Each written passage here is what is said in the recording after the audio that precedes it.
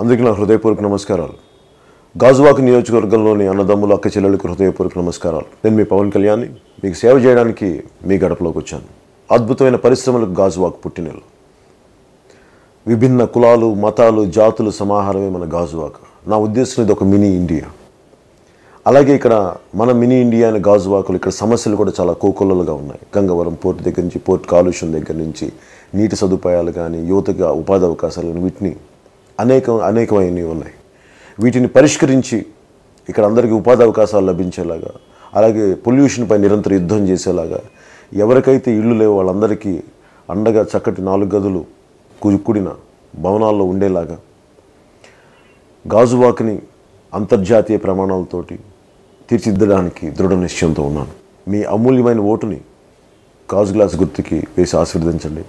అలాగే నేను గాజువాక నుంచి నేను పోటీ చేస్తున్నాను. విశాఖ పార్లమెంటు స్థానానికి జనసేన అభ్యర్థిగా పోటీ చేస్తున్నారు జేడీ లక్ష్మీనారాయణ గారు. వారికి కూడా మీ అమూల్యమైన ఓటును గ్లాస్ గుర్తుకి వేసి అఖండ మెజారిటీతోటి జనసేనను గెలిపించవలసిందిగా మనస్ఫూర్తిగా మేము అందరికీ కోరుకుంటున్నాం. Please subscribe New Waves